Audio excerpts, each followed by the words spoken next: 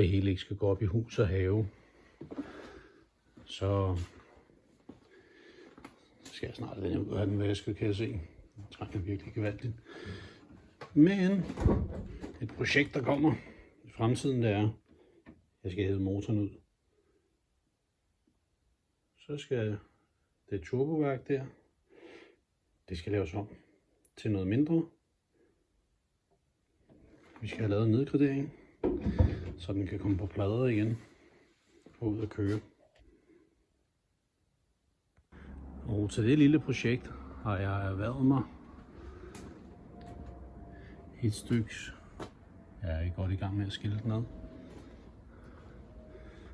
Motor, bil med stumper. Jeg har også en ekstra herovre, men der har turboen det ikke så godt.